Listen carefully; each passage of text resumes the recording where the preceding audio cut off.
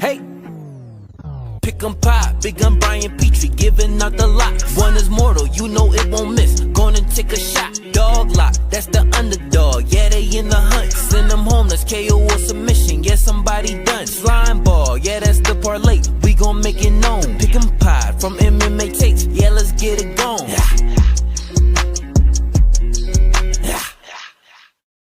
Ooh, flexing on them. Do not adjust your television screens. Do not adjust your phone screens, computer, tablets, whatever you got. That's Christian Costello right there. New father. Nice mustache. He's back, baby. So let's give him a wrong thing. I meant to. Here we go. There it is. Hit the wrong sound effect there over my boy CC. What's up, man? How you doing? I'm good. Yeah, we were talking a little bit backstage. Yeah, new fatherhood. I'm sure many of the listeners out there are. It's a lot of bottles and changing diapers and sleeping and waking up, but it's good overall. It's good. I'm enjoying it. That's good. Now, I know you quit the rat race and you're no longer with FedEx, and I got to tell you, you're looking thin, my guy. You're looking thin. What are you still doing? Jiu-jitsu? You tapping people? What do we got here? I mean, for being a new fathers gain weight. You know, you're looking, I can tell in your face, you're looking a little svelte. I mean, I know you got some stuff going on, career wise that maybe. Yeah. But what's up, man? You been hitting the gym or what? I never really stopped hitting the gym. I lost when I kind of stopped drinking for the most part, I dropped like 10 pounds almost instantly. So I went from like low 170s to low 160s. And it's been the same ever since. I think I just have been consistent. I think when you are consistent with working out and not drinking, you get those jowls go away. But yeah, it's just, I don't think I've lost. I mean, I really haven't lost any weight other than what fell off from drinking. But yeah, still doing a jiu-jitsu. Yeah, because you look svelte in the face, and I mean, admittedly, it's usually you got a beard, you got the nice stash going. So, the chat's here. Congrats, CC from Genie. That's a day one, guys. Yep. We got Trent. What up, CC Daddy? What up, BBB?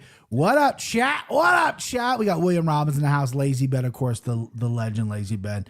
This is a good card. You know, Timbo was going to join. I reached out 2 days ago. He agreed. And then today he said, this is the worst text I've ever sent. You know, his wife is a little sick. She's got some cold stuff. He's got 2 kids at home, 2 young kids at home. He was going to travel. Listen, life happens. We miss him. We wish he was here, but there's a pay-per-view around the corner. We'll get it together. I know CC, he's hasn't started back at work yet, right? You're still on maternity leave. Is that correct? Yeah, I'll go back on. I'm scheduled to go back on Monday. Well, I don't even know what my work schedule is going to be, but yeah. I wish so in Colorado, you can get 12 weeks of paid leave regardless of like what FMLA or any of that. So I'm going to take some of it now and then go back. But yeah, Colorado, we have a really good leave program through the state. Yeah. With UPS, it was, so I took a week for both my kids because my in-law, right when we had when we'll get to the fights, let's talk kids first, guys. Okay. Yeah. My in-laws moved to Atlanta. And my mother-in-law came in and stayed with us for like 2 or 3 weeks when we first had Winnie. And I'm like, well, I don't fucking need to be here all the time. I just work mornings. I'll be there at night. So with Winnie, I took a week. With Hazel, I took like 4 days and was back. But with UPS, you're eligible for how many hours you work. So I was eligible for the full 12 weeks or whatever. And there's many guys that go and they take the 12 weeks. Like I said, I did not take advantage of that because, 3 or 4 weeks in home with your mother-in-law, telling your wife what you guys are doing wrong because she's been a mother for longer than you. Oh yeah. It's like, okay, I'm gonna go back to work, pay some bills. But congrats on being the father here. Welcome to the tribe. I wanted to I was gonna send this in a text, but I figured since I'm gonna talk to you. Do you think your son would like a Joe Burrow or a Jamar Chase jersey? For his first jersey. I know the Broncos just beat the brakes off. You're a Broncos guy. Beat the brakes off the Bengals, but I'm going to send him a little Bengals care package. Hopefully raise them right. Yeah, man. Who's more likely to I got a feedback in my headphones. What kind of feedback you got? But yeah, whoever's more likely to be a career Bengal, I'd say give me that one. Probably Burrow, I guess. Well, they both signed long contracts. He's out of there. Let's see where you at. Feedback. Try that. All right, let me see if that fixes my audio. What do you got? What do you got? I'm just hear myself in my headphones. This guy, he's a whiz. He's a whiz, tech whiz. Look at him dissecting it. He's figuring it out. Look at him, guys. Look at him, chat. This guy just hugging. Big echo on CC. Oh, so CC is echoing big time. Well, just fuck. It's still doing it. Let's see. Hold on. So you got echo cancellation on. Let me turn that off. Okay. Now talk now, CC. All right. How we doing? Chad, is that still echo in your ears? It's echoing in my ears. Yeah. I don't get. Now it's back. Okay. So let's go to edit mic settings. Let's go echo cancellation on my end.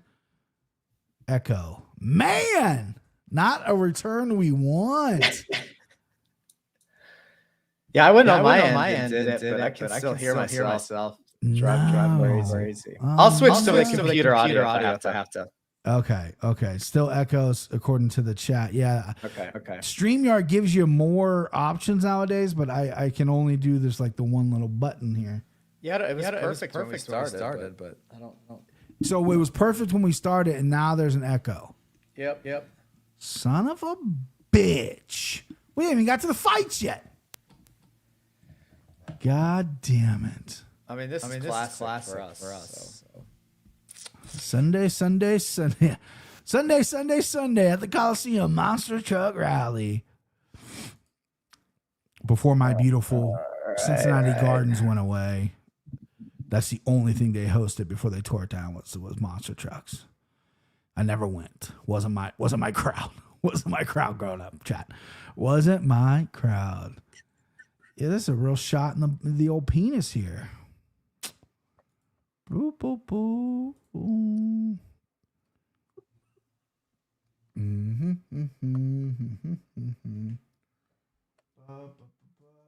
All right, how about now? I got your computer audio. I don't hear any echoing. We'll have to see what the chat says. Okay. Chat. I can still hear myself. I don't know what's going on. Do you have your volume up? Do I have my volume up? Yeah, like you got your headphones on. I don't know what's going on. Still echo. What the shit? All right, I'll just restart StreamYard. Yeah, restart StreamYard. See what we got here, bud. All right. I'll entertain the masses. You're the best at it. I'll entertain them, Bob. Sorry about that, y'all. I guess he said it wasn't there. I mean, I don't hear it on my end. So the final product, the final product of the recording will not be messed up. It will be fine. But as of right now, okay, my wife's calling me. Watch this. Hey, Bob, I'm out doing a podcast. You're interrupting. Can you please leave me alone? Sorry. Are you on your way home? Yeah. Good. Get home, do homework with the kids, and make me an extra dinner. I'm showing off because I'm literally live on the podcast. I answer the phone, so I gotta go. But I love you. All right, love you. All right, bye. She's not gonna like that at all. That I showed off. I showed off in front of my friends. You know, I used to do that as a kid. Who didn't do that as a kid, right? Here we go. Christian's back. Let's see what we got. You got you, bud? How we sound now? Still have it? Let's see what the chat says. But BP about to say one. The chat's gonna tell us it was. Is it on my end? I mean, how could this be? No, it was working fine to start. That's so weird. Still an echo. All right, outputs, monitor. Okay, that's not what we're doing. Processing. Listen. This is crazy. All right, let me try one thing here. This is a last ditch effort. Switch this to main stereo. Right. So this could just be on your end. Give me something here. Can you hear me? Yes. Okay, I fixed it. You fixed it. I fixed it. Or you did. One of us did. I don't know. I just clicked some buttons. Hold on, chat. Does he still have an echo? Perfect. Thank All you, right. man. I don't know who fixed it. I don't know who's going to take credit. I think I'm going to take credit. I'll take credit. I need it, Christian. I need the credit. No, I'm just kidding. We got to figure it out. Let's get to some fights because now we've been lollygagging. I was going to say, you don't want to tell 11 more minutes worth of stories? No, when you dipped out, Erica called me, my beautiful wife, and I showed off in front of my friends. I said, get home. You're calling me. You're interrupting the thing. And I said, come home and make me a second dinner. And she's had a long day today. She did not appreciate that. So that's going to be fun. All right, first fight of the night, Veronica Hardy, minus 700 for a female fight versus Brogan Walker, plus 500. I'm not going to spend more than 5 seconds on this fight. I see people breaking this down for 10 minutes. You don't need to. Brogan Walker stinks. That's the reason she's plus 500. I typically like starting off with a nice fucking dog of the night, whatever. Ain't gonna happen. I'm going Veronica Hardy. We haven't seen her in a while, but ever since she's married Darren Hardy and been in the lab of Dan Hardy, who's got a great MMA mind, he's in his corner. He's in her corner. She's been very, very good, and she's fought a lot of good people. I think she is going to stomp Brogan Walker here. I do not think is UFC quality. I like Veronica Hardy. I don't think I've ever played a minus 700 woman before, besides maybe Tatiana Suarez. This could be a really good parlay piece for you if you're doing like 8, 9, 10 leg parlays. Just get some free money in there. It is still women's MMA. Anything can happen. I don't see anything happening here. I see Veronica Hardy just absolutely smoking Brogan Walker. And by smoking her, I mean 30-27 decision. I don't know if this could be a finish. Christian CC, what you got? What you got here, babe? Yeah, I mean, I don't even know what the reason for putting this fight together was. I didn't know Brogan Walker was still in the UFC. She was on that tough season, and I thought she like stood a chance at winning, but as those fighters have aged, I mean, that's one of the worst. It's the only one I've ever watched, but also one of the worst performing seasons. I think Brian Battle and Petrosky are the only guys that came out of it and did anything. But Brogan Walker, she made it to the finals, and I thought she would probably win, but didn't. I mean, she was bad in a bad season. And Veronica Hardy has looked a lot better since she came back, since she's been Veronica Hardy. Yeah, I don't want to waste too much time on this since we're a little bit delayed anyways. But yeah, I think Trend or Lazy Bed said it's like minus 700 is still value. It still is. Yeah, this fight stinks, but it's Veronica Hardy all day. I'd be fine. I don't know if I'd bet minus 700, but there's, I'm sure, a way to, as you would say, double chance the TKO and the submission, and I mean decision. Sure. Yeah, TKO decision. If that can get you minus 450, yeah, 400, then you're dancing. Yeah, so we got KZMMA says it's 900 on his book. It was 700 on DraftKings. Bet Online AG, which is one of the very few websites that have props up super early. I really respect Bet Online AG. They have it at plus at minus 825. Either way, huge favorite. Let's move on. Austin Vanderford, Mr. Paige Van Zandt, minus 298 versus Ramiz Brahimaj, plus 240. Vanderford, I think he takes his lickings with the whole Paige Van Zandt, Mr. Van Zandt thing pretty well. He realizes his wife, even though she wasn't the most successful in the UFC, is hot. She's got the OnlyFans. I mean, I'm pretty sure he's banging her on that thing, getting some money. I've seen some leaks, Don't know how real they are with AI going on in this world, but yeah, dude's banging her and getting paid off OnlyFans. Like, his wife is rich via OnlyFans. Now she's doing slap boxing. He's looked okay in his UFC career so far, right? I think this guy's wrestling and ground and pound's good. I think his submissions are good. His cardio is okay. Stand up, terrible. I think his chin is a bit of an issue. Where Brahimaj, I think this guy is a mirror image of Vanderford. I think he wants to do the same thing Vanderford does. I just don't think he's as good as Vanderford anywhere. I think his stand-up's weak. I think his wrestling's weaker. His ground game's weaker. And I think Vanderford's going to take advantage of that. I would like to play Vanderford by submission or maybe some kind of finish here. Don't know if I'm going to get there, but I'm going to take Vanderford. He's a nice little minus 298 number, which scares me a little bit because he is a little unproven. And that chin has been put in question at times for me. But I'm going to go Mr. Vanderford here. I like him to get it done. And if I had any balls, I'd throw some scratch on him getting a finish. But I'll take Austin Vanderford money line right now. So you see what you got, babe. Yeah, Remiz is a guy that I really like to bet on and have bet on. One of my worst mistaken bets was his time last time out against Billy Ray Goff. And I was like, Ray. I was like, yes, it got the right before the fight started. I was like, oh, Remiz is going to sub him. This is easy. He was a big dog going into it. And I was like, boom, cash that bet. Easy money. Turned out I bet the Billy Ray Goff sub on accident. I've been using Fanatics. Yeah. And Fanatics has a really confusing layout. I've done well on it, so I've one of the few books I've never tried. I've never tried Fanatics. My brother-in-law, he's new to gambling, and he does that thing that everyone does when they're new to gambling, where they bet like $10 or $20 on like really long shot parlays. Yeah, and the whole time he's just sitting there rooting for it, like he's gonna win like $1,700, and like But yeah, he's into it now as well. And also, my brother-in-law, this guy. He's a unique individual. I won't get into his personal life. He's got 2 children and he's got an ex-wife, and it's a mess.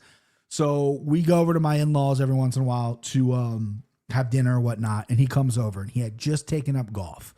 He had just taken up golf for the first time. Second weekend he played. He played in some tournament. I said, what'd you shoot? What'd you shoot in golf? And I'm not the biggest golf guy in the world, but I'm not fucking stupid. He's like, a shot of 71. Pretty good. I'm like, there ain't no fucking way you shot a 7. No, it's your first turn. What are you talking about? So I pressed him on it, and he backed off a little bit, and he started making some shit up. So, but yeah, he is a delusional guy. I lost my train of thought, but continue, CC. Yeah, that's a 71, like 9 holes, or like a Trump 71. Yeah. That's my father-in-law said. He goes, yeah, 9 holes. No, I did 418. He got all offended. 418.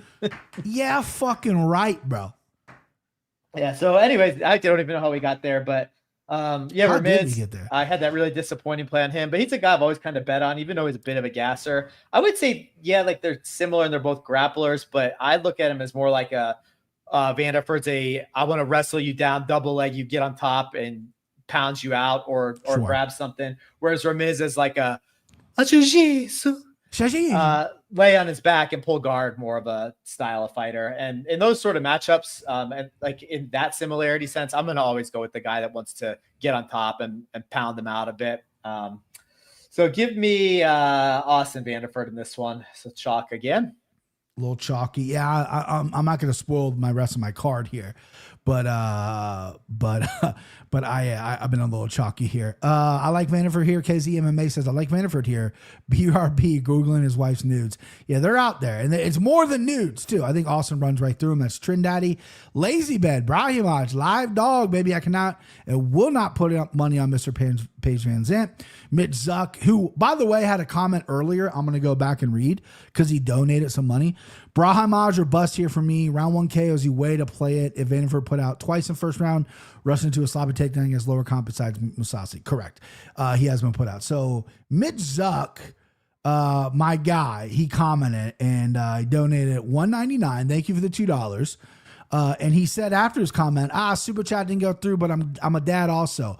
My buddy Brian has never beat me head to head. Text him in the bed every day. That is true. Mitch Zuck has sunned me every time we went head to head. I haven't even been close. I hasn't even been fucking close. And then I do last week I went head to head with Jake McElfresh, my Cincinnati guy. The guy got one fight wrong. One. I picked an okay card. I got some of my locks in there. One fight this fucking guy missed. Paid him $25 goddamn dollars. Man, rough stuff. So we're both on chalk. We'll see if we shake it up here. Pulelele Serrano. Minus 290 versus Nikolai Ventenikov. Ventenikov? Sure. Plus 235. Ventenikov is coming off a performance where a lot of people thought he lost. People thought he lost against Francisco Prado. I had Nikolai, I'm going to say, because I can say that easier. I had him at plus money, so I was not one of those people. It was a very close fight, though. People thought he lost to Prado, but he bigged him. Prado's a 55er. Nikolai's a 70. Now he's got Puna Serrano, who's been in the UFC forever, throws bombs. He's been featured a little bit on the Embedded. He's coming off two wins. Miguel Baez, he just whooped up Miguel Baez. He used his wrestling, outstruck Miguel Baez at 144-7, and then absolutely starch and stretch Usher Medics, which I think I think is, it was impressive at the time, but Usha Meadows has been proven maybe not have the best chin, but Puna can crack. But on the embedded, they're showing Marab, then they're cutting to segments with Puna. You know what I mean? Maybe because he's in Vegas and they're doing it, they're really, I'm like, this dude's buried in the prelims against some Ukrainian fighter no one knows about. Like, why is he getting all this time? So I don't know if the UFC is investing money in him or not. He's got a beautiful daughter, brand new daughter at home. So he's got that new father strength. Christian, you can relate to that. He is a sizable favorite here. I'm going to go the opposite. I'm going to go the Ukrainian. I'm going to go the Russian, whatever he represents. Plus 235 against a guy who's a decent striker, can be hit, can be put out, but he's a tough out, right? He's sticky when he grapples, when he wants to. I think Puna had a great game plan against Miguel Baeza. I think that might be one of his best overall fights in the UFC, with just overwhelming volume and then just dominating wrestling, which he does have a wrestling background. People forget. Early in his career when he wrestled, he gassed. I think that's getting fixed now. He's taking this more seriously. I believe in that father strength, that new father strength. He's got to have motivation. But I like Nikolai here at plus 235. And if I'm gonna hedge, if I'm gonna say come Saturday night, I go, maybe I don't like this guy as much. I'll go Puna round 1 KO. Because the KZ MMA just pointed out exactly, he's very, very stiff. He's herky-jerky, but he's awkward. And he gets these wins in there. It's really, really weird. He fought Danny Barlow. Danny Barlow was my guy at the time. I thought Danny Barlow was going to sleep him. And it was an awkward, weird fight. And Danny Barlow squeaked out a decision. But, those fights that are with awkward fighters, the judges, they judge them awkward. I talked about that fight for way too long. Christian, what do you and your beautiful mustache have to say? I mean, you said so much that I hardly know how to follow it up, other than to say his name is Veretennikov. There you go. Thank you. Yeah, you're welcome. Thank you. I don't know what it is about Veretennikov. I was the same as you. I picked him. I think I picked him to beat. I definitely picked him to beat Prado and Vanderford, and he got, I think, knocked out by Vanderford. He did, yeah. For some reason, it's like one of these guys I believe in, but I'm starting to think after watching him a little more, I think it's more that name. I'm like, oh man, that sounds dangerous. Sure. That's a very dangerous sounding name. Yeah. And then Puna, he's kind of turned that Veronica Hardy type of corner. It seems like just kind of came back a different style of fighter. Mm-hmm. He really mixes it up. I think you probably said this in that very verbose breakdown, but he mixes it up really well. He's got good striking, got good wrestling. He started as a wrestler, then was only a striker. Now he's a bit of both.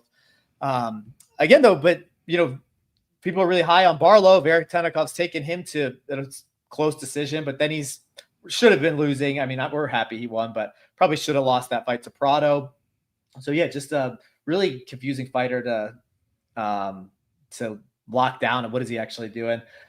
This is the only one I don't have circled, I realized too. But I'm going to go. Yep. I just realized I'm going to go chalk again, go with Puna. Okay. Yeah, it's just a lot smoother. Somebody said something like, yeah, Veretennikov's stiff as shit, herky jerky. It doesn't move well. Puna's been doing everything well since he's kind of made his adjustments. So I spent too long on that as well. But I'm going to go with Puna. Yeah, I'll be honest with everyone. I kind of reached for Nikolai here. I realized it was one of the last fights I picked, last fights I tape studied, because we didn't touch this on the Yannick Florian. And as I was doing, I realized I had so many favorites, and I'm like, I really need to mix up some dogs here. And I'm looking at this, and I just was like, and I just don't believe in Puna yet. Although this can make me a believer, and I'm not saying Nikolai is this great fighter or whatever, but he is awkward. He's a tough out, right? Some of these awkward guys are tough outs. Lazy Bet has given me some good information. I won't post on the screen or read it too much, but it's basically about channel memberships. I get emails every week from YouTube about memberships for the channel. I will put it on the screen. BP, you need to set up channel memberships, a simple $1 a month deal, couple custom emojis, and a badge next to member names. It's easy to set up, and YouTube taxes it less than super chats. I love that. I'm gonna set that up right when this podcast is done. Thank you, Lazy Bed. My whole thing is I don't want to ever charge people for viewing me, but if people lately Zuck and a couple other people have donated, which is insane. I actually don't know where that money goes. I go to my YouTube dashboard. I'm like, where is that money? Every 6 months I get KZ says do members. I'm gonna do members. Every 6 months I get $100 from YouTube. You can it's the AdSense or whatever, because you monetize, you run ads, and you can't cash out till it gets to $100. So like every 6 months, I get like $100 from YouTube. And like, you know, they'll send me a message like, you're like $4 away. So I have no idea how that adds up to anything. But, you know, this is, I've made way more money doing this right here than I ever thought was fucking humanly possible. And I've met some really great people and I've been a part of some really great things that money is just not even that big of a deal to me. You know, I would love to get like a job or like a real big like FanDuel and DraftKings. They're fucking throwing money at a lot of creators out there, a lot of fucking money. And that'd be dope to get that. But honestly, just having like, you know, what I've already accomplished is fucking great. But we'll move on. I digress. Next up, fight that I think should be higher in the card. Patchy Mix, who looked like dog shit in his debut, but I'm still confident in him. He is minus 305 versus the UFC newcomer Jacob Jacob. I think it's Jacob Wiklax. He's Polish. He's like a Joanna prodigy. Very scrappy. He has a lot of guillotine chokes, just like Patchy. He'll be losing a fight. He'll come back. Takes a lot of shots to the head, to the body, has been knocked out twice in his career. This is a big ask for him, right? Old Jacob. I love when they have, it's a J and they pronounce it with a Y. That makes me giddy. I love Jacob, his name, and he is scrappy. He belongs in UFC. This is almost going to be like kind of like what these fighters are going to brag about nowadays. Like, oh, you went to the Contender Series? Oh, you went to the Ultimate Fighter? No. They handpicked me, bro. I didn't have to fight anybody. They handpicked me out of Poland. I feel like that's going to be a huge compliment booster for a lot of these guys. And Wiklax is a guy who's had multiple titles outside the UFC in KSW, which is a really, really solid organization. And like I said, he's dangerous kind of everywhere. Striking isn't really the best, but he's really, really dangerous on the ground, and he doesn't give up, right? Patchy Mix, again, looked like dog water. Looked like fucking dog water against Mario Batista. It was the lack of game plan. I know he took it on short notice. I heard he was injured. The lack of game plan on top of the lack of head movement, on top of the lack of everything. And Batista's no punk, so it's not the ugliest loss, but man, coming in with such a fucking huge resume like Patchy Mix did and hype, you expected more from him. But I will say, listen, there were some shots in that fight, a Batista fight, put a lot of guys down. Patchy Mix was right there. I like Patchy Mix here big, actually. Minus 310, I think is a kind of a low number, if I'm being honest with you. I think Jacob Wiklax gets hit way too much. I think his ground game's good. He can put Patchy in weird positions, but I think Patchy is a better scrambler and better wrestler, and he'll avoid those. And even though his striking looked like dog water on the Batista side, I think it's better than Jacob's. I like him by KO, which I'm going to chase that number while you break this fight down, CC. Do you like Jacob Wiklax or do you like old Patchy Mix? You know damn well I have no idea who Jakob Wiklax even is. Excuse me, bro. Excuse me, bro. It's Jacob. Okay, don't fucking disrespect. It's Jacob. All right. Yeah. All right, Jacob. I had never fucking heard of this guy. I got to this and you know I've never even seen Patchy Mix fight before. I do know of him because his girlfriend is in the UFC. But you want this to be higher on the card. These guys are a combined 0-1 in the UFC, and the only UFC action was just an ass beating. This should be higher. This should be higher than Edmund Shabazian. No disrespect to Edmund Shabazian. This should be higher than Fareed Basharat, Gutierrez. When you say no disrespect, you're just telling them that you are disrespecting them, right? But if they ever see this, it's no disrespect because I got a lot of positive things to say about Edmund later on in the show. That makes one of us. But for this fight, I honestly, it's as a new father, I didn't take any time to look up who Jakob Wiklax is. So I went ahead and asked ChatGPT about these fighters, and it told me that Mix is dangerous in submissions and solid all around, and that Mix will win via submission or ground-based finish. And I heard he does have some good submissions. So I figure there's a reason he's a minus 330 favorite. Man, I hate picking a chalk like this. I've never even watched him before, but I'll go with the masses and take Patchy Mix here via submission. Yeah, on Twitter, which I know you don't participate anymore, I called you the sharpest casual there is. Because I know, listen, you're a busy guy. You got a lot of things going on. Listen, I know. I'm going to tell a story about some of my sharpness later on. Okay. I can tell it now. You can go tell it now. You already teased it. The audience is on their fucking hands and knees begging for it. Let's go. Tell it now. Okay. Well, if you called me sharp on Twitter, I didn't see it. I should have liked it. Well, hang on. I called you the sharpest casual. Okay. So it was a compliment and a little bit of a dig, but yes. I am definitely a casual now. But we were texting last night and the Contender Series is on. I haven't watched the Contender Series in probably about 37 episodes. Correct. And I pulled it on about the second fight in. And I'm watching the intros and I just see this Mandingo fighter like kicking a heavy bag. And I swear, if I kick worse than this, like I would be shocked. I'm like, I think I got better form than this guy. And then they have him out in some dirt running around like a street fighter scene, chasing a guy down, just throwing these like running leg, like flying kicks. And I'm like, this can't be real. I think they're going to jump to some footage, like some, Sparta SC local footage, or no, it's all on the dirt in Africa.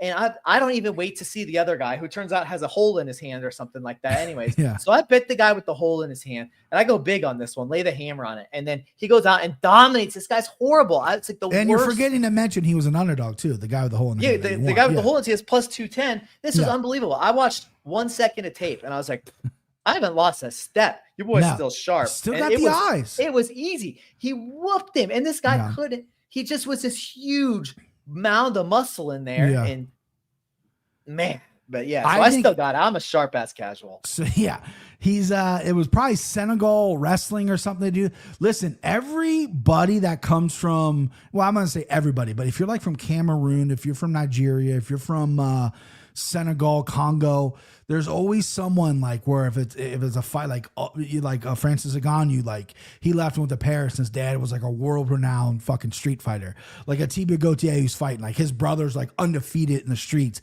He doesn't even know how many street fights he's been in. That's all they fucking that's like a sport for them. Let's just fight, right? And there's so much untapped potential down there. These guys, they're so green and they're so athletic. They have zero ground game. They have zero idea how to compete. They know how to fight. They know how to compete. And they walk in, they'll go 7-0 because they knock everyone out in the first round and they don't have any real coaching.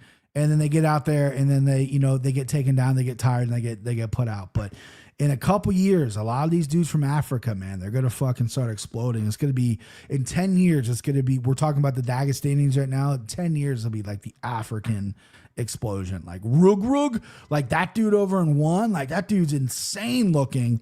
He came from the Senegal wrestling and he fucking beat Antonio Malkin last time. I think they're rematching, but yeah, let's, you got Patchy Mix. Let's move on to the female fight. Macy Shazan, minus 198 versus Yana Santos.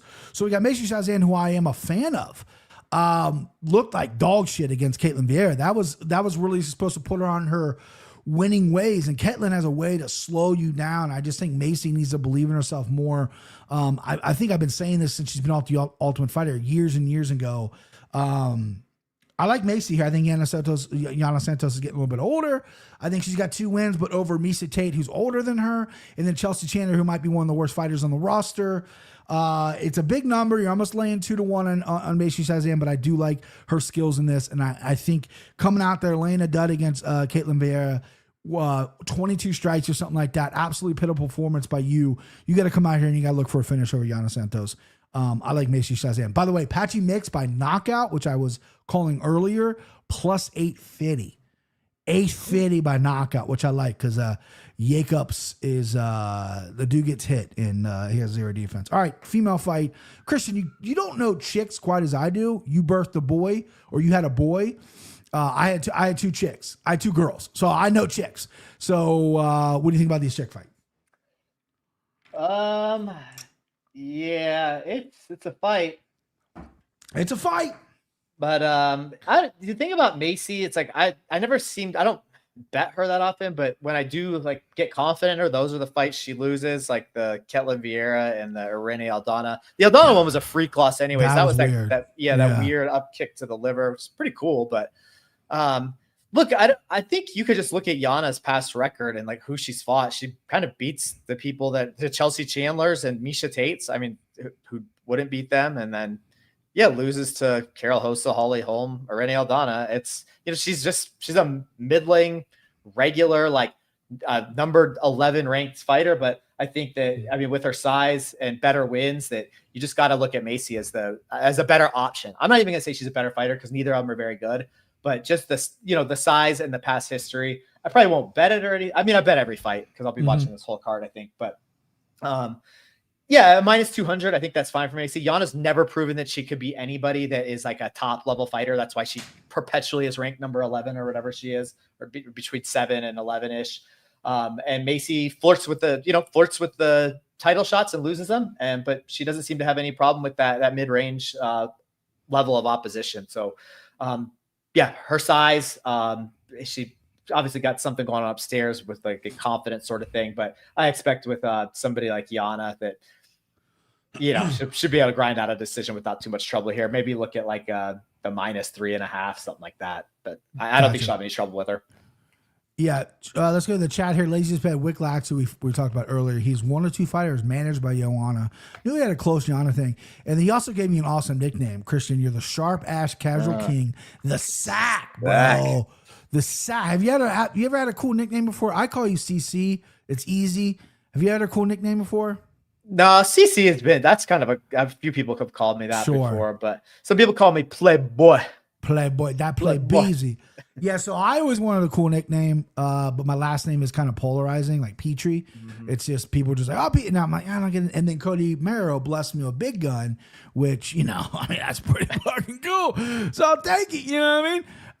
The Sharp Ass, the Sack is on Macy Shazan. If I lost a parlay, Mitchell Zucker says, if I lost a parlay in person with a women's fight, I'd never forgive myself staying away from this one. That's right. Mitchell Zucker will be in the building. He'll be in Vegas in the building with his boys. Why don't you ever get Cody to do this show sometime? He's always just in the background, but why don't you? Yeah, I thought about it. Yeah, I've thought about bringing him on, showing his face, getting him a little screen time here. Yeah. He's so busy though. Like I didn't want him to have to like pick the entire card or whatever. Well, it's an honor to be on here. People should know that. It is an honor. It's not a burden. Listen, we've had Evan Longoria on here. You ever heard of him? Yeah. Okay, the guy's won Rookie of the Year in the MLB. You ever heard of it? Made $137 million in his career. You ever heard of him? I'm just kidding. I'm sure he loves when you say that. I know. Yeah, he probably fucking loves it. All right, next up, a fight I'm actually looking forward to a lot. Daniel Santos -142 versus Jung Young Ko. Am I pronouncing his name right? Jung Yu. Okay, excuse me. Joe Sang Yu +120, who I am a fan of. Okay, what's up? Oh, I couldn't read it. I think you were just saying 3 different Korean names. No, sorry, no. I had to restart because I couldn't read it. I thought it was Ku. Joe Sang Yu. Like the kicker. Yeah, right. It's Joe Sang Yu, who I'm a fan of because I know Jekka Sari, who he knocked out in like 20 seconds last time, is absolutely dog. Like he stinks. Like the guy stinks. But that counter left hook was something. And this dude has a little bit of swag to him. He's got the tattoos. He's got everything. Daniel Santos, though, he's the favorite here. A lot of people like you as this dog money, right? I'm one of those people. My guy, I am Saturday on Twitter, Big Joe McCullough. He is all over Daniel Santos. He says you're donating money if you pick you. Not Ku, you. You're donating money if you pick you. Daniel Santos, to me, has been a solid fighter, but I think you is something we haven't seen enough of him yet. So it scares me to load up. I don't think I'm going to make him my dog lock. Obviously, we'll get that at the end.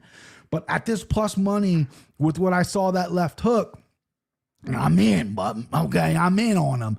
So I'm gonna take the Korean fighter here. I like +120. I like the dog money. I like maybe in by KO, which is gonna be tough because Daniel Santos is a scrappy dude. He's had a better UFC experience. Yeah, give me you. What do you got here, bud? What do you got, Kristen? What's up, Fight Talk only? I just have to say that. So you said. Joe said that Daniel Santos free money, and then Zuck says Ju Sang Yu lock of the week. So two friends of the show on complete opposite as it gets. Yeah. So yeah, I've got so I was looking at this and I printed my sheet out and I just looked at Ju Sang Yu and I thought it was my Korean guy that I took as my guy, which has to be a year and a half ago. And now we haven't seen him since. So I don't even know his name now, but it's obviously not him. Dude, I've tried. Was it the guy that just fought and lost to, I can't remember. Dude, I remember you texted me. You were like, I was like, this is my guy. This is my guy. This is him. And I can't remember who the fuck it was. I think he had, I mean, it's been so long. I don't even remember who he is now, but it's not this guy. Cause I know he at least had a loss or two on his record. Yeah. But I circled him initially. And then I realized that wasn't him. And when somebody beats Jekka Sergi, yeah, I mean, I don't know what to think, because if you don't knock him out in the first round, then I think that you're getting served up to be knocked out in the first round. And that is fair. That is fair, sir. I do love watching Jekka Sergi, though. I hope they keep him around if he is still around. Dude, his brain's gonna be mashed potatoes. I know. Who's that guy? Shannon Ross. One of the best players. Shannon Ross was a guy who got knocked out every 5 seconds. You gotta take Jekka and make him retire, for crying out loud. One more for the people. Yeah, I'm looking. So Daniel Santos' only recent loss, at least UFC loss, is Julio Arce, which a couple of years ago, definitely not a bad loss. No. So without even knowing who Ju Sang Yu is, because it's not my guy, and he just has a knockout win over Jekka Sergi, I'll go with the multitude, the just years of good proven winning experience that Daniel Santos has. And I'm going to side with Joe over Zuck and say that I'm going to put my money on this one, and I'm going to put a decent amount on it without knowing who the other guy is, of course, because that's the sort of casual betting mistakes that I made. Bitch. I think Lazy Bed, Sung Hyson Ko, the Korean Tyson, was that your guy? Maybe. He was wild. It was just an absolutely insane fight. I thought he got a submission though, but no, he won by decision over Obon Elliott. No, my guy got a finish. Got a finish. I can't forget. Rue Baker's in the chat. Shama, I got my Peloton shirt on. Shama, babe. Korean Tyson, I do remember that guy. Maybe it was him. How long ago? I put a little too much money on Obon Elliott. Obon Elliott got fucking exposed. If it's the guy who beat Obon Elliott, Hyson Ko, yeah. I don't know if that's him. Let's move on. You look it up, see if it's him. Farad Basharat minus 455 versus Chris Gutierrez plus 350. I was surprised seeing this wide line because Farad Basharat, he's undefeated in the UFC. His brother's coming off a knockout loss, but he's undefeated. I always thought his brother might have been the better one, but I guess not. He's got one finish in the UFC over Cleson Rodriguez. Terralapolis, which was a dogfight, but he won by takedowns. And then Victor Hugo, again, he took him down 4 times, outstruck him. And he's going against Chris Gutierrez, who getting a little bit older, right? You know, this guy is what, 34? Not that old, I guess. El Guapo, coming off a win over Castaneda, split decision win, and then the Quang Lee fight, which he took on super short notice. Quang Lee did, and I thought Chris Gutierrez would get a finish out of there. He didn't. Every time Chris Gutierrez steps up and fights like a high-level guy, Pedro Munez, he loses. Song Yadong, he loses. But the middling guys, he can handle. And, you know, his kicks are obviously what everyone talks about, but he hasn't got a finish in a long time. And Trent just shared the updated line for Basharat now minus 470. I think that's really high. I don't know how I'm going to play this fight. I think it goes to the decision. I think Chris Gutierrez's takedown offense is pretty decent. What are we looking at UFC career-wise for Gutierrez? 70% takedown defense. I think Basharat's going to have to mix in some takedowns here. I think he does that well with his striking, but nothing is dangerous. He's not like a finisher. Unless Chris Gutierrez makes an incredible mistake here. I don't see this going, getting finished here. So I like the over 2.5. I'm sure it's set pretty high, and I like Basharat by decision. But as far as running to the window, adding this to any kind of bet, parlay, what have you, I'm gonna pass. I'm gonna sit on it. I'm not gonna take it. What do you think about this fight here, Christian? I looked through our chat and I was able to find who my Korean guy is. Who's that? His name is Ho Lee. I don't know. I just looked at our chat and I said claim because I remember I claimed him. Holy shit. Holy, great prospect. Green, but every time I see him fight, he gets better. Chang grapple, but savage on top. Constant damage. He's your guy, CC. So it's is it Chang Ho Lee? I don't know. We'll have to look it up later. Because I typed in Ho Lee UFC and it's Chang Ho Lee. He's 11-1. His last fight was against Cortavius Romanus, and he fucking smoked him, finished him in the second round, punches from Mount. This was 425. I claimed him, so he would have had to fight on or 4-5, 4-5, April 5th. So this is your guy, yeah. Cortavius Romanus. That's where he got the knockout. Look at you, man. You found him. Yeah, interesting. We haven't seen him fight in a while. Let's get Ho Lee back. You know? Yeah, right. I claim him as my guy, and then he just disappears. Ho Lee, Chang Ho Lee. I fucking love it. All right. All right. Now this fight, Christian. Yeah, El Guapo. The Basharats. I don't know why I get them confused. No reason. They're different sizes, different styles. One of them has lost a few times now. Fareed was the second one in, right? Oh, I still have to clear it up. I can't remember. Yeah, I think he was the second one in. I'll believe you. Yeah, good. I mean, he's undefeated for a reason. I do think he's kind of faced some softer competition. I think what you got to worry about with Gutierrez is the very, very visible slowing down. As an old man and has somebody that's watched that happen to himself, I know that just some nights you don't have it though, and a lot of nights you still as good as you were a few years ago. So I'm not super impressed. This is the second time I kind of mentioned something like this. Not super impressed with Basharat's level of competition that he's fought so far. It's good, not great. I think that some of the guys that Gutierrez has been in with there are much higher level.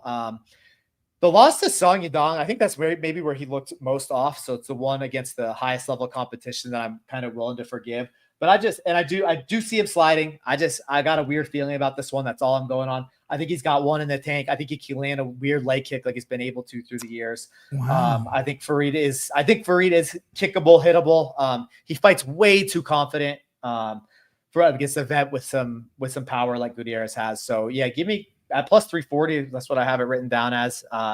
Give me El Guapo. I wouldn't be surprised at all if he loses, but throw a little bit down on him. Just a weird leg kick can really be a game changer. Taking shots with El Guapo. Okay, I didn't see that coming.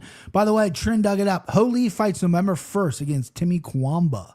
All right. So what we should just live stream me and you his fight if it's possible. Right.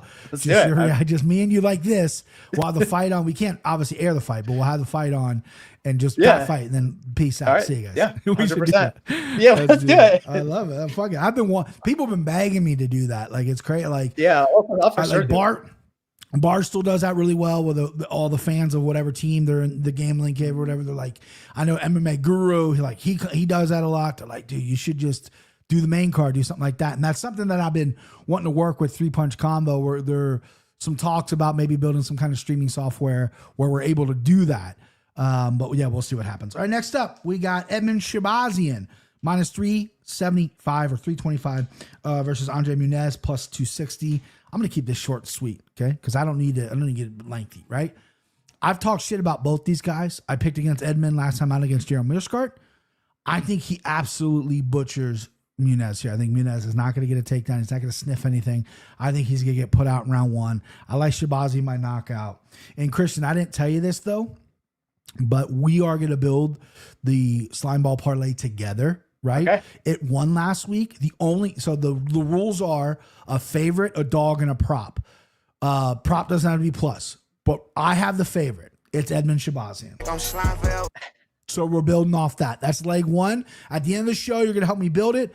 I like Shabazian big here. I think Muniz is weak. I think he's got a one-way ticket outside the UFC at this point. Let's see what Shabazian is by knockout. Bet MGM here, or bet on by knockout, minus 175. So I'll have to play that by first round. So first round knockout is what I'm going to go with for Edmund Shabazian. Edmund Shabazian round one plus 170. Add that to my card. I like Shabazian big here. I think Muniz is weak. I think he's chinny. I think his takedowns are lackluster. I think he's working on his striking. It's not there. His jiu-jitsu, I think, is overrated. I think it's okay when he's against novices, but Shabazian proved Jared Murskart's really good on the ground, but he's not a great guy to get to the ground. He proved that if you don't have elite wrestling, I'm going to stop it. I'm going to piece you up on the feet, and that's what he did. Am I remembering that right? Was it Jared Murskart? Because Jared Murskart beat him. Who am I thinking of? Petrosky. Fuck. Murskart beat him.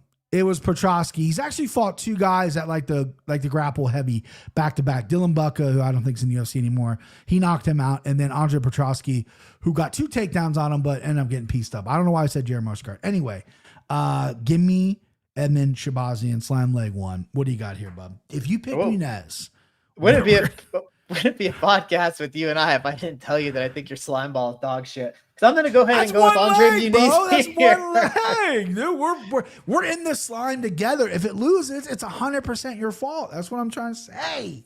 So yeah, well, you work a lot harder on your breakdowns than I do, but yeah, I got Andre Muniz circled here. The thing that concerned me about this one is that Edmund is too willing to go to the ground, and he'll actually try and take people down. He doesn't. I don't think say he has bad fight IQ because he seems to know what he is, but he puts himself in situations that he doesn't need to put himself in.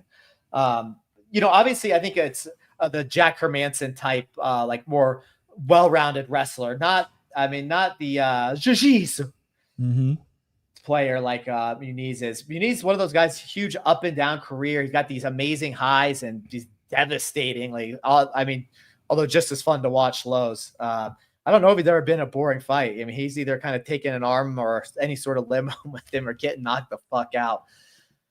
I just think that Shabazian's going to make a mistake only because of his willingness to go to the ground. It's like he'll rock him and then he'll go in for an attempt. And Muniz does have a submission. He's got submissions from everywhere. I mean, the guy that's all he is just tricky submissions. And I think that Shabazian's going to catch himself in a mistake. It kind of, to me, is reminiscent of like the Anthony Smith and God, who was that guy fought? Vitor Petrino.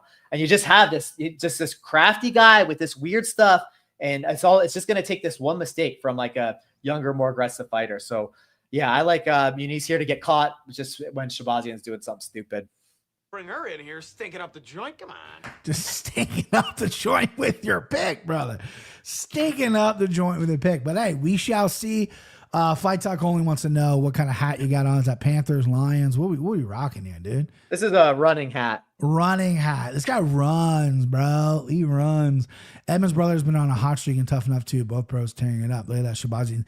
And let me get your headphones back on here, bro. Get your headphones back on. The headphones I bought you. Get them back on. Look at him. He broke them. Oh, there he goes. He figured it out. Are you going to change your pick knowing that we're in the slime ball together? And also Shabazian has a little boy as well. He does have a little boy and he attends church. Does any of that fucking sway your opinion, bro? The church makes me swing farther in the other direction that he's going to lose. Who has more kids? Who has more kids out of wedlock? That's what I want to know, because that's who I trust to be the better fighter. Oh, really? Or more kids who's got 8 kids with 9 different baby mamas? Like who's the Antonio? Who has a lot of kids? Well, I know Nico Price has a lot of kids, but they're all with the same woman. Yeah. See, look at it. And he's a very religious man. I don't know who's got a lot of kids. I know that fucking Jamal Hill's got a lot of kids with a bunch of different women. I know that. I don't know how many. It's like 4 or 5. And I know there's some different women mixed in there. Look at Tiger Woods when he was sleeping with the Perkins waitresses and taking Ambien and snorting off of ladies' buttholes. And then look at when he became reformed. He was horrible at golf. So I like to think that Muniz is more of the former. A lot of the ladies that have bet Tiger, from what I have read, say he's dynamo in the sack. And a lot of people attribute that the ability to throw down in the bedroom and how often he was doing it to his back troubles, which then his back had to get fused, which led to, his golf career. So it all circles around. Maybe if he wasn't such a fucking dynamo in the sack and didn't throw his back out, maybe he'd still be on top of it. But he would be. When he was a bad man, he was good. He was good at his sport. His pickup line apparently is he loves waitresses. And his pickup line is have you ever tried whale blubber? And they go, what? And he explains to them the time he ate whale blubber. This is all true, by the way. I believe it. And then they're unalarmed. And then he's like, oh, by the way, I'm Tiger Woods. Nice to meet you. And then he's like, I'm worth billions of dollars. You want to go back to my place and bang? And they're like, yeah, I work at a fucking restaurant. Yes, I do. All right, next up, we got a Team Gauthier. I don't have a line on this yet. It's going to be fucking massive. Versus Treston Vines. Listen, real quick, real short. Team Gauthier is going to knock this guy out. Vines has been knocked out 3 times in round 1. His level of competition is weak. I applaud the man for stepping up. He's stepping up to his own fucking funeral. This is like going in to get hung. This is going in to get guillotined. Back in the old days where they chopped your head off. This guy's fearless. He took it on a couple days' notice. Gauthier, who I think still has a lot of questions that need to be answered, is going to steamroll this guy. I wouldn't be surprised if it doesn't happen within the first 30 seconds. No line available yet for me, but I like Gauthier first round KO. Christian? Yeah, I mean, Gauthier's got some of the weakest wins possible in the UFC, but I mean, you want to talk about a specimen, like that Mandingo fighter that they had on last night on the Contender Series isn't shit compared to what Gauthier is when he walks in. Can I ask you a question? Yes. I don't know the answer to this. Yes. Is Mandingo saying Mandingo fighter, is that like racist? Is that like a bad, when you say it, I feel like I shouldn't be hearing it. You know what I mean? I don't know. They said it in like Gangs of New York or something like that. Well, they said it in fucking Django Unchained too. But Django Unchained. That's what I was thinking of. Yeah, Leo said a lot of shit in that movie you shouldn't say, bro. I don't know. Hopefully this isn't bad.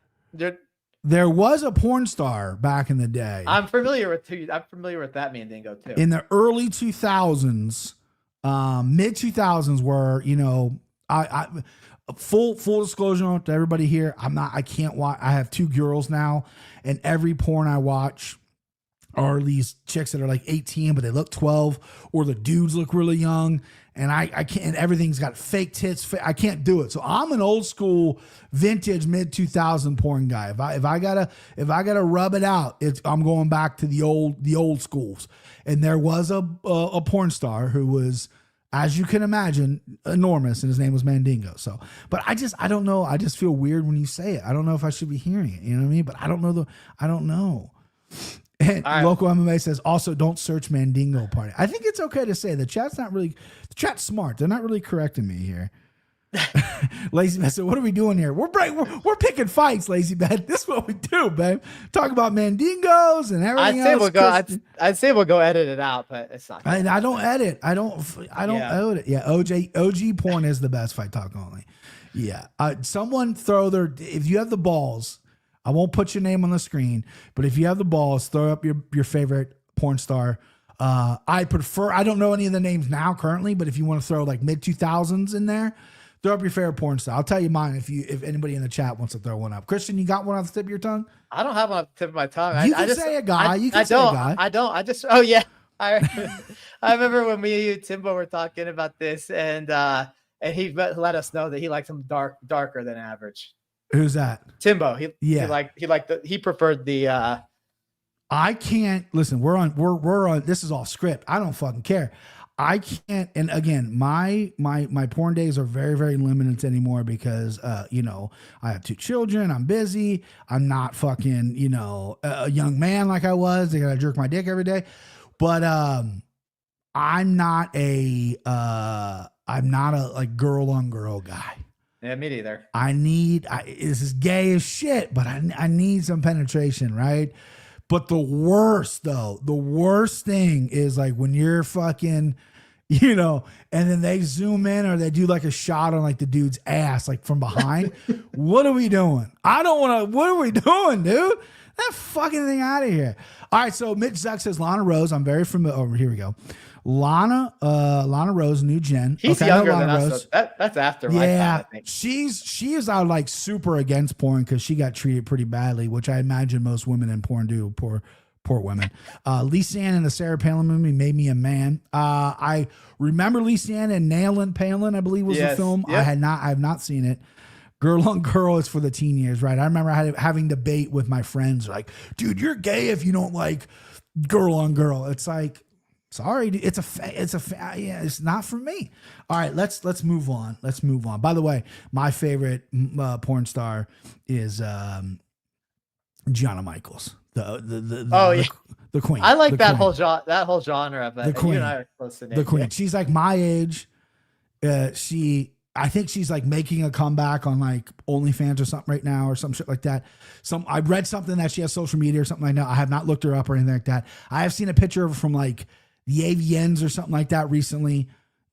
She's aged okay, considering. But yeah, OG Gianna Michaels. I mean, that just did it for me. Okay, so let's move on.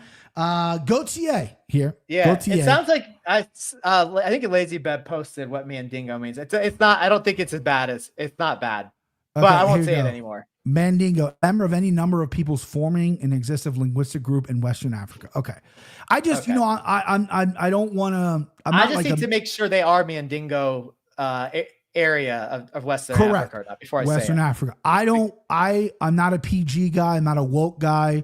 I am sensitive towards certain things where I don't want to feel like we're offending anybody, but I think it's okay. Again, it's just it's one of those words like I think maybe I was uninformed, but now I think the word, I can't believe I'm about to say this word. I think the word panties should it's gross.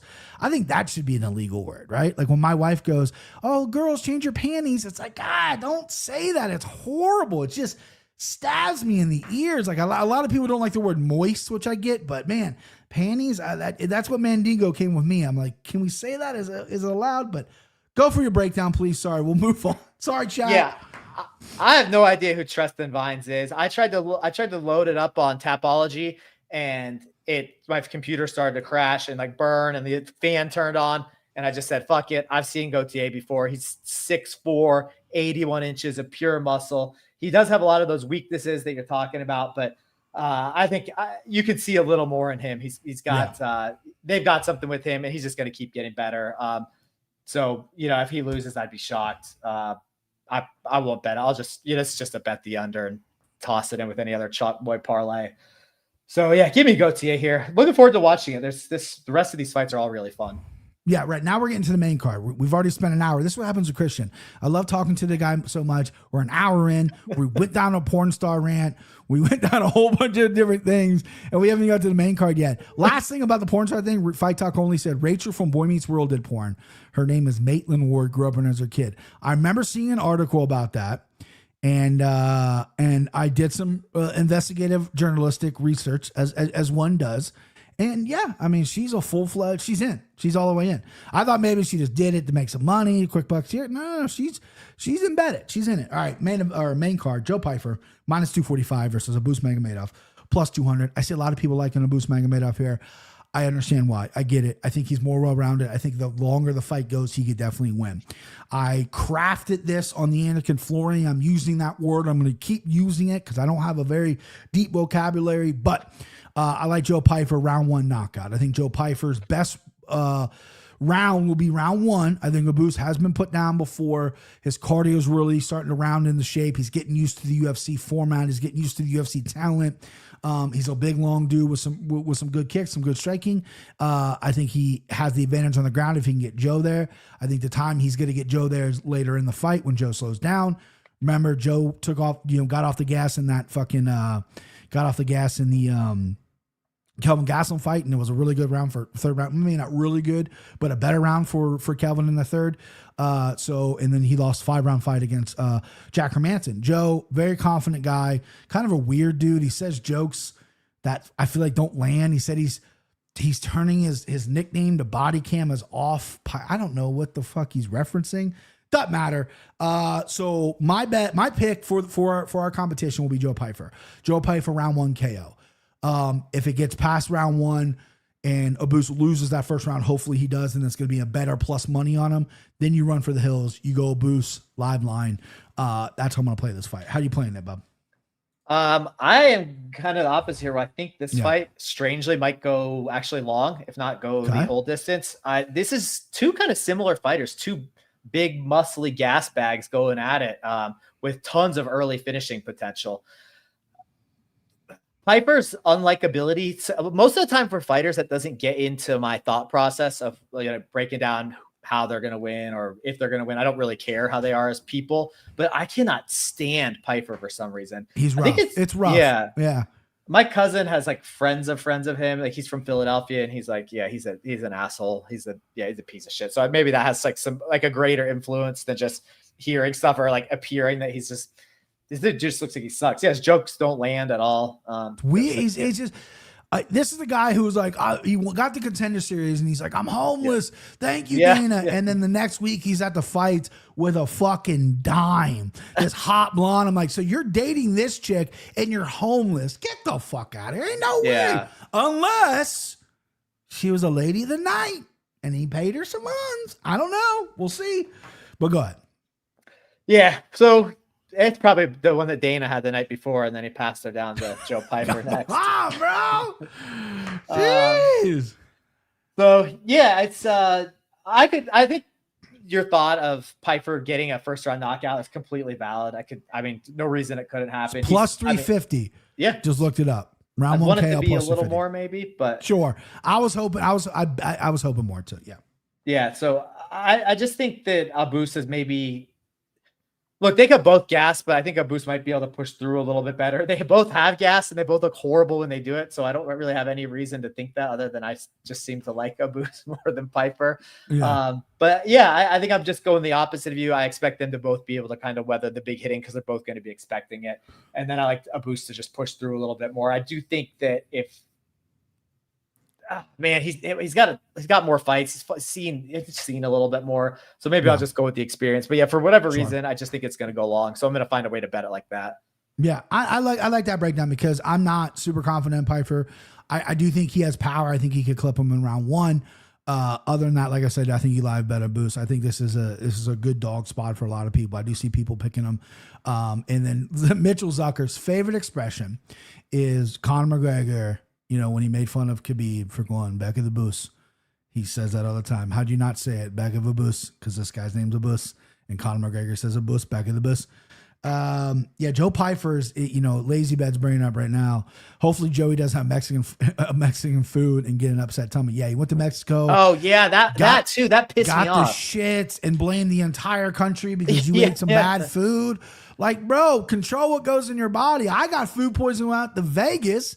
Right? I ain't fucking blaming Vegas. I blame for the loaded nachos I ate. Don't eat loaded nachos. Yeah, don't drink the water in Mexico either. Yeah, right. I didn't blame them for it. I did that, and I didn't blame Mexico. It was my fault.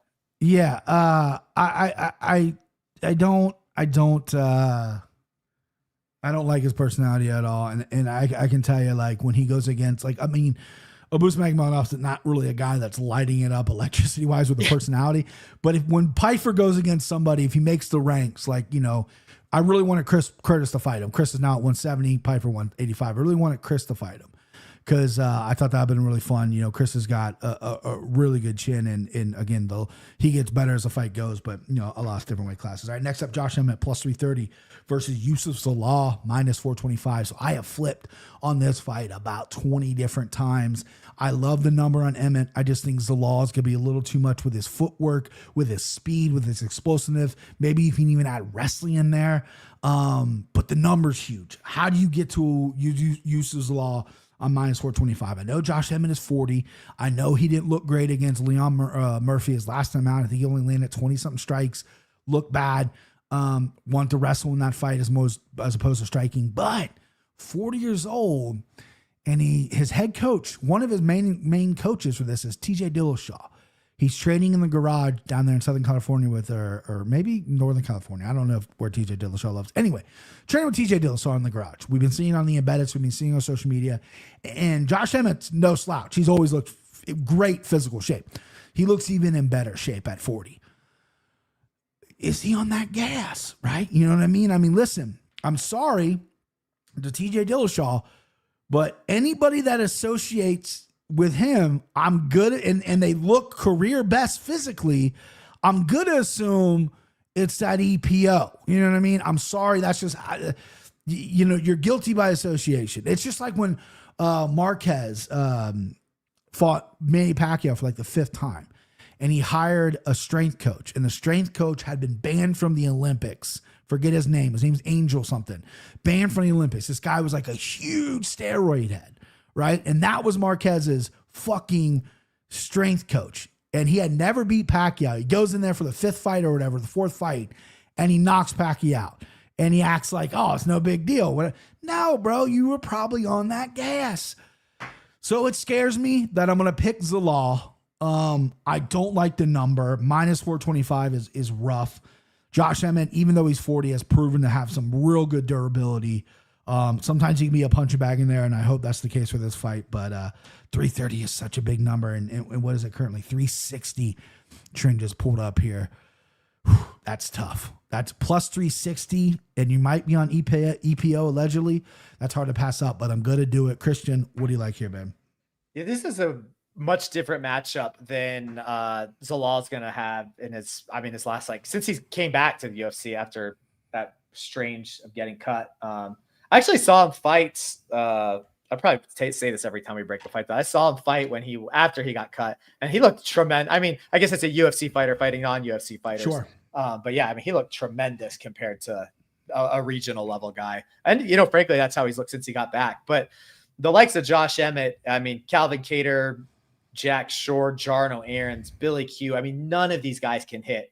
I mean, that's some of the softest hitters that you're ever going to run across. I'm not sure if there's a lineup of guys he's faced that just are that you could have any less power than that. So I think because of that, you're going to see Zalal maybe a little bit more, especially early on his back foot. And I think when Emmett leads, he's a lot better than when he's backing up. So, and you make one misstep on your back foot with Emmett. I mean, he doesn't have a lot of KOs recently, but obviously you can see when he hits people that has a, the Bryce Mitchell knockout. Yeah. Yeah. I guess that one's worth like 10. The dead body. It's golly. The fucking Michael Johnson knockout too. I mean, he knocked that dude stiff. When you and I are both MJ fans, so yeah, huge fans. So yeah, I mean, he doesn't. Obviously, we've seen Emmett slow down. We've seen that the knees suck now. I mean, hopefully he's gotten that gas. I think that would still be an underdog even if we knew it. But I do think that the power is going to leave a little bit of caution for Zalal. I think you're going to see him moving backwards, and I don't know if Emmett will knock him out, but I think hitting him hard and keeping him moving backwards, avoiding that power, is going to at least allow for a close fight, if not for a win by Emmett. So I'm going to go with Emmett, big dog here. Wow, big dog. Yeah, I mean, if he wins, you win the fucking card. I had him circled, I had him marked down, and then I'm in backstage with Anik and Florian on Monday, and I had already gone over the stats and everything. I'd done everything on Sunday, and I'm just like, I don't feel good about this. And I never don't feel good about, like, plus 330. If you lose it, who cares? It's a great number. It's a great bet. You win, you're great, right? And for some reason, I went Zalal. Kenny picked Emmett, so I've been bouncing back and forth. But, for some reason, I'm stuck on Zalal, so I'm going to go with that. All right, these next three fights are just fucking bangers. Yuri Prochazka, minus 130 versus, minus 180, excuse me. Let's take that. Take two. Yuri Prochazka, minus 180, the favorite, former champion versus Khalil Roundtree, plus 150. Trin's got the updated lines right here. And we got, double clicked it. We got Yuri Prochazka, minus 185 now, Khalil Roundtree, plus 154. Love this fight. Violent fight here. I'm a Yuri fan. I think he's the absolute perfect amount of crazy to be a fighter. I love after every performance, he's not happy with what he did. I got hit too much. I need to do this better. I love that. Khalil Roundtree is a guy who has all the talent in the world, but never had it between the ears. Mentally was broken a lot of times, but now, he's married. He went in there against Poatan and didn't get slept. Yes, he lost. Yes, he got TKO'd, but he took shots to the chin and did not get slept and dropped Poatan. Then he comes back with a 5-round masterclass over Jamal Hill. Made Jamal Hill look absolutely embarrassing. Dropped him several times in that fight. I think Khalil Roundtree is super talented. I think he's defensive minded as well. He keeps a really good high guard. I think Yuri Prochazka still can get his legs kicked. He switches stances beautifully. Yuri throws some stuff off beat.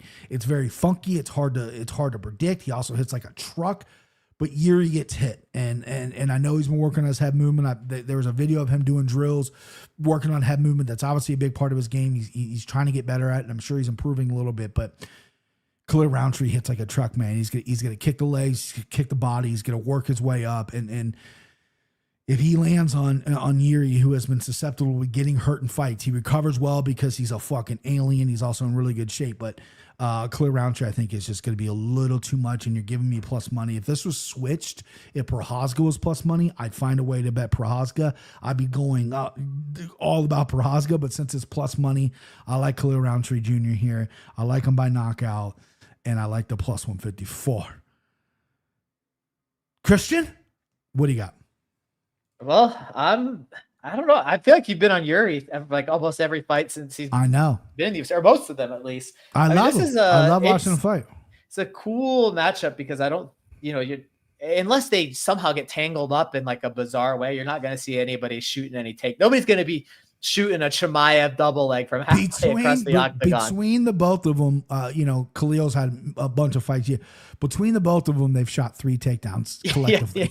There's not gonna be a lot of wrestling in this fight, I don't think. Yeah, I think it would just have to strangely find its way there. Just some weird occurrence or some knockdown turns into a grappling sequence. But yeah, this is there's not like you have a striker versus grappler matchups. This is like a technically sound, classically trained artist versus just a shit-eating wild man. Like, a classically trained musician versus somebody that learned to shred in their basement or whatever. Jazz, because jazz, the whole beauty about jazz is you play the wrong notes. It sounds like shit, but people love it. Yeah. So it's hard to say it's going to win. With the eye test, I think of Yuri as faster, longer, faster, bigger, stronger, kind of all the intangibles, the measurables. He seems to have them all. I guess I don't look at Khalil as like a knockout guy, like a one punch, just cold splat on your face knockout guy. And I think that's what you need to take to beat a guy like Yuri. Obviously, Glover did it or almost did it in a much different way, which is kind of the only other time we saw other than like an instant knockout type finish. But I don't think Khalil has that well-rounded game to force him into uncomfortable positions. I think the distance is going to be too much for him to overcome. I think the power is going to be too much for it to overcome. I don't, as a guy that is classically trained, he says, okay, the right foot goes up, block like this, but Yuri's doing something weird. Who knows? The other leg spinning the other way behind his back. Sure. So I like some of that unconventional movement to get through and hurt Khalil. I don't know if I think he'll knock him out or decision. I hadn't decided that yet, but it's Yuri, so you could probably safely assume knockout. But yeah, either way, I'm going to go with Yuri at that line. I'll just parlay it. Yeah, I hardly ever bet anything straight. So about at the -185, I'll probably just parlay him with something else I really like and get around even money back and call that one good. A little 2-piece 2PC. That's I love what I love what you said, and I also love what in Lazy Bag kind of reiterates it. Bingo CC there, each other's kryptonites. What beats a wild man? Precision and technicality. What beats a very orthodox fighter? A nut job. Going to be interesting. I had an old striking coach or a boxing coach. Like yeah, Lazy Bad's super. Yeah, talented. I know. I'm like, oh, that's what I meant to say. He's super good. I had an old striking coach, boxing coach, whatever you want to call it, years ago. That really, because a lot of guys, when you go to a boxing gym, they just teach you fundamentals. Everything's got to be perfect. It's got to be fundamental. That might work in boxing, but what works in MMA is you got to have a little funk to it, right? You got to have a little blue cheese. You got to have that little extra funk to it, because if you're just ordinary, there's a guy who's going to be extraordinary, and he's going to be that little extra, which sounds super corny, but that's what he said. And it made me like realize, like, let me kind of find my rhythm. Let me find like what I like doing, what I like finds me, and I think that's awesome, because like even there's guys out there who do everything right, you know what I mean? And they just aren't good, but there's guys out there who are super funky and they're, incredible. And Yuri Prochazka is a complete mental case, wild man. And what he does works. And then there's several other cases out there that works. Perfect works too. I mean, Charles Jourdain's brother on the Contenders last night, Louis Jourdain, he is like a really technician striker, and it's fucking beautiful to watch. Like, he is fun to watch. So that's why MMA is so fucking important, because you can look at a guy with all the muscles and all this shit, and that don't mean nothing. You can look at a guy who hits a bag or hits mitts and they're perfect, and that don't mean nothing. It means what happens when you get there. Timing, rhythm, everything matters, and Yuri's got those in spades. So I like your breakdown. I like your point you made. Let's go co-main event. Merab Dallas-Willie -380 versus Corey Sandhagen +300, 306 earlier today. Trent will update the most updated lines. Trent also said, I put a bet down on Khalil 2 months ago at +164, thinking the line was going to massively move towards even. It hasn't. Well, you got in early. That's good. Yeah. It's crazy that it moves so little. Yeah.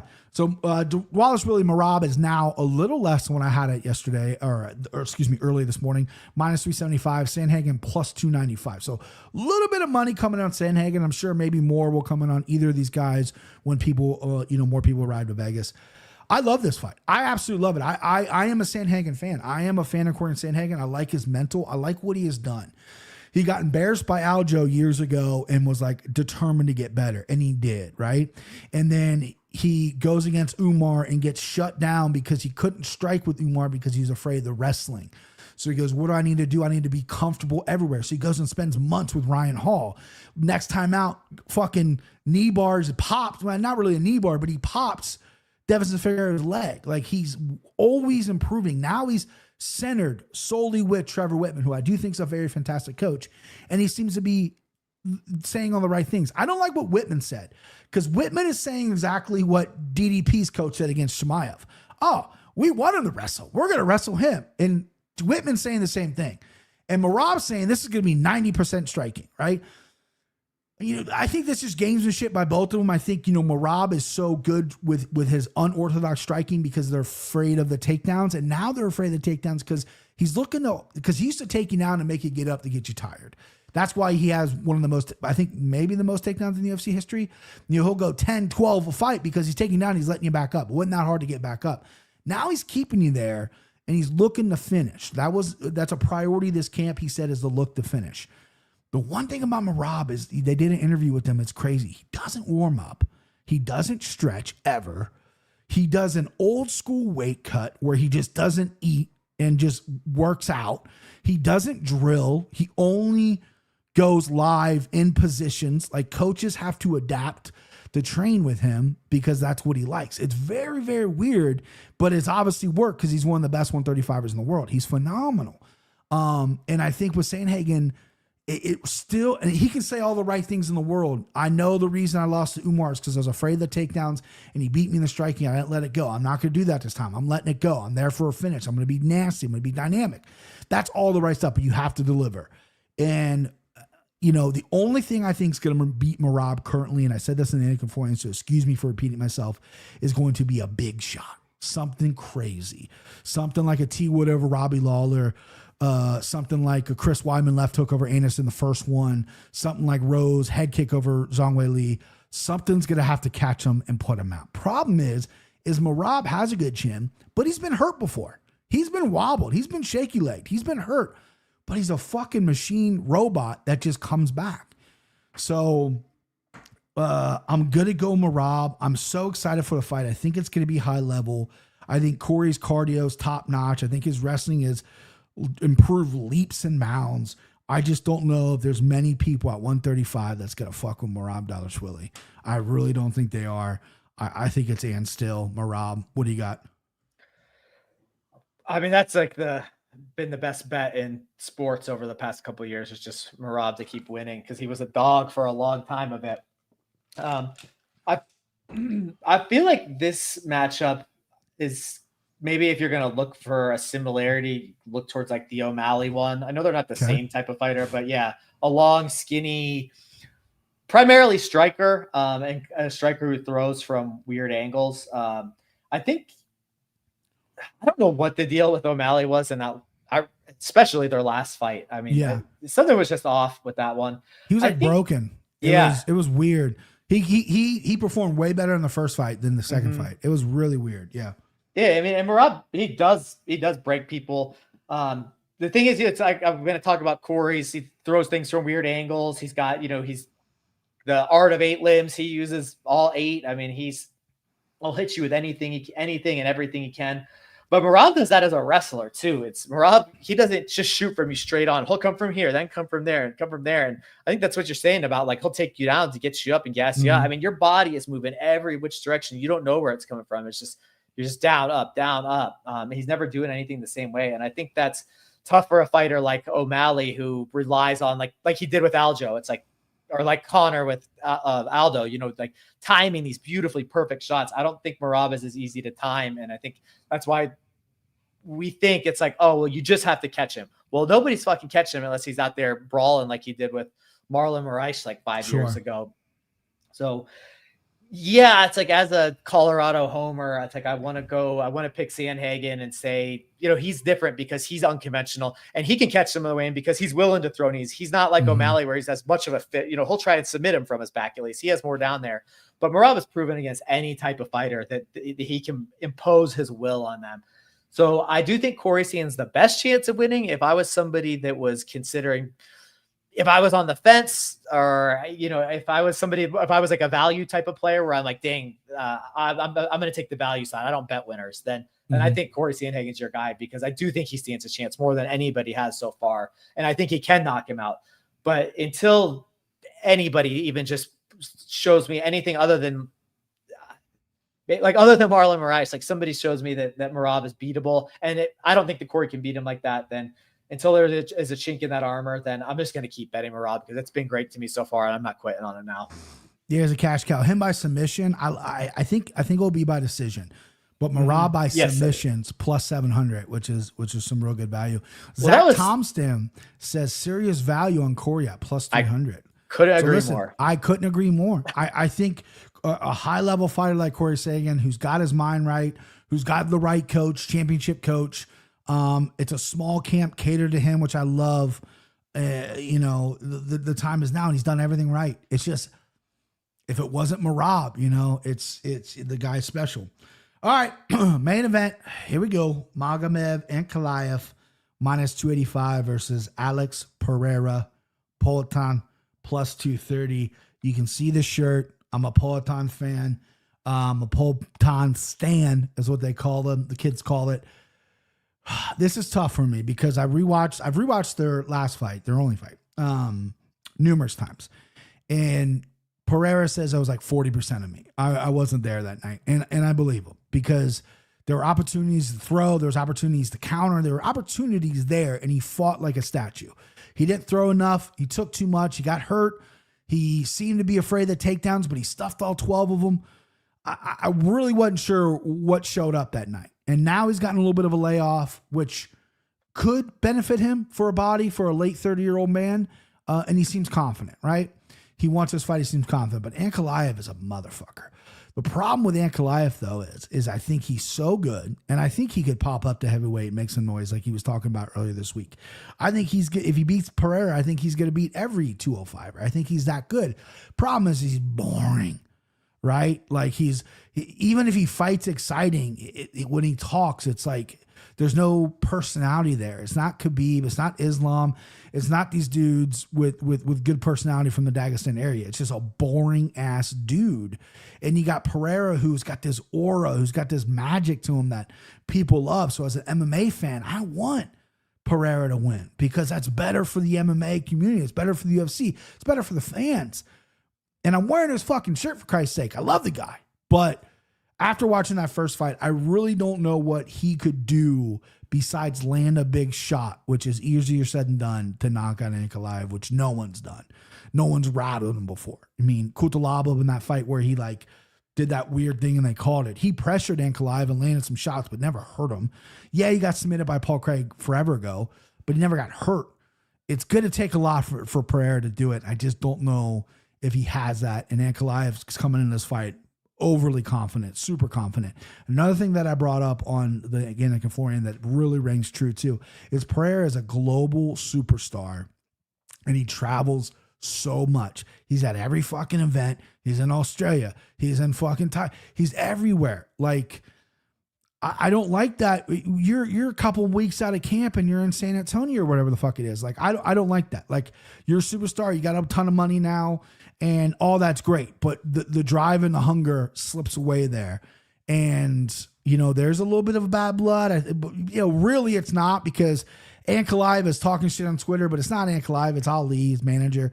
So it's going to be highly contested or whatever, but I'm going to go Ankalaev to win this fight. I think he can knock out Pereira this time as well. I think he'll be more aggressive, because I think he could have done better things in that first fight as well. It hurts me. I'm wearing his shirt. I represent him. I love Pereira. I would love for him to get the upset here, but I'm going to go Ankalaev. Christian? Yeah. Is that a black Jag on his shirt? It's like black Jag. Yeah. Alex Pereira. Yeah. Yeah, right. No. It's like a jaguar or a cheetah or something. I don't know. That was something like that. Well, that was a great breakdown. Thank you, sir. I can't believe that you were able to look through your bias. That shirt you're wearing. Thank you. I've been working on admitting. I don't know if I heard you admit to them, but by your breakdown, you were also admitting to past mistakes, which, of course, yeah, I've played the biasy card A lot. Now, It's a problem. I wish I could pull up my breakdown from the last time they fought because I don't know what it was, but I bet it was spot on because that fight went exactly like I thought it was. It was a Sick brag, dude. parlay Ankalaev with everybody. Look, we're going right back to the well here. I mean, your breakdown, you said it all. That's all correct. He doesn't really have a good way to beat him again. I hadn't really thought as much about the finish, but when I saw Zuck say that, I saw you say it. I'm like, man, I could really see it. He hurt him bad in the last fight. Yes, he did. He hurt him bad. Really did. And I don't think that if Pereira gets I think Pereira has to get to Ankalaev early. And Ankalaev, if he doesn't want to, doesn't let anybody get to him. He can be the most boring fighter in the entire UFC, which is not what you want out of like one of your big guy champions. But he surely has the ability to do it. And I think if he sees Pereira come out there hot, then he's going to do what he can to avoid that. And he is really good at countering.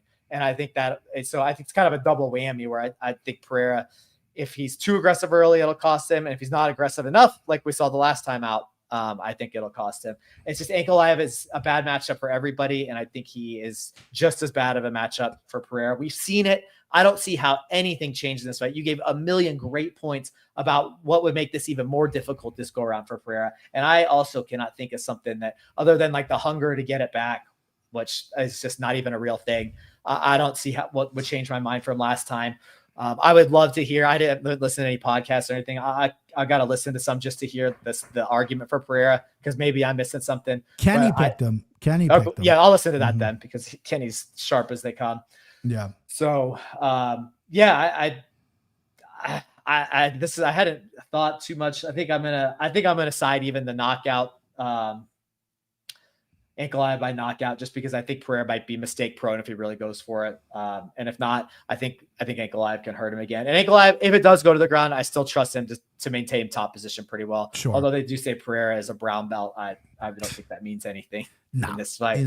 Pereira better not even try to pull guard or when he's on the ground, like close guard, you get the fuck up, man. Yeah. Brown belt, nothing. Get up.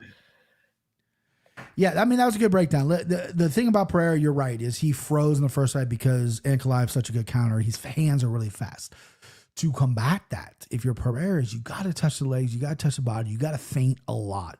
And again, he was a statue in front of him. It just wasn't there. All right, so let's get to the locks, and then we're going to build the slime ball. You are my guest, so the locks are open. You got Mortal, you got Dog, you got Sendum. Tell me what you want, babe. All right. Let's just save it all for the main event and just take Ankalaev as the mortal. Ankalaev, mortal lock, Christian Costello. My mortal lock, because it's opposite you, will be Edmund Shabazian. I can't believe I'm saying that, but that's what it is. Oh, baby. And I lose points if you lose because he's a pretty big favorite. Your dog lock, dog or Sendum? What do you want? I want to go back. I don't know what it is about the Daniel Santos. So that's the one I'm going to look into more. But I got to watch at least one of the Ju Sang Yu fights. But against the almost new guy to the UFC, I really like Daniel Santos too. I got to stress that one. Okay, so that would be your double mortal lock if you had that. Just I've seen so many more Ankalaev fights. I just know more. Sure. And then you're up now. No, I'll give you the check. Go ahead, dog or Sendum. I will go dog with Abus. Damn, I thought you were gonna go Munez, man. I wanted to, but I didn't. My dog is going to be Kalea or Roundtree, so we're opposite on that. And then my Sendum home. I mean, should I just go Atiba Gauthier?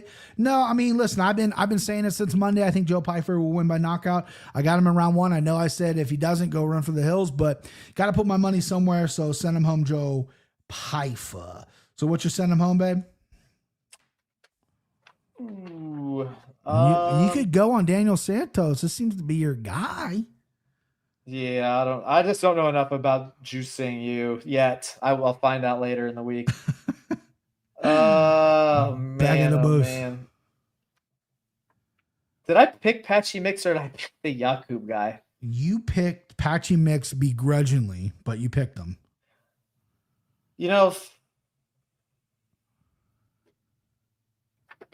Dang. Dang, dude.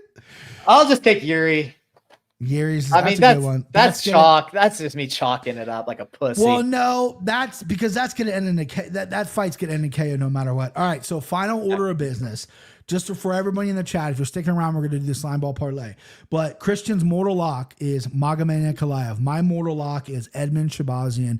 I just said that. Those words came out of my mouth. His dog lock, Christian's that is Abus Magomedov. My dog lock is Khalil Roundtree Jr. And our send them homes, which you're new here, means that person's going to get a finish. Doesn't matter what kind of finish, they're going to finish it. Mine is Joe Pyfer, round 1 KO. And Christian's is Yuri Prochazka, I'm assuming by KO, but it doesn't matter. If he gets it done, he gets it done. All right, so let's build this slime ball. Let me queue up DraftKings Sportsbook because I'm going to place it right now as we do it. So even though you fucking hate it, I'm going to keep Edmund in the slime ball. That's leg 1. So we need an underdog and a prop to get us there, babe. Okay, let's see if we can make it juicy. We're combining our heads. I won last week, by the way. Shout out slime ball parlay cashing last week. So what we got? It was like what 447. I think we cashed. Would have been the higher one, but it was the Matthews fucking Magny fight because I had 2 legs. I hedged it. I played 2 ways. I had one slime ball where it was the under. I had one slime ball the over. The under obviously was more juice, and it would have been the under if fucking the ref didn't fuck us there. All right, Christian. So, what dog do you like? I mean, we could play a boost. We could go your dog lock. That could be the dog leg if you want to give like a prop out there that you love. Yeah, I really like the props on this card. Okay, give me a prop, babe. I haven't written a ton of them down. Let's see.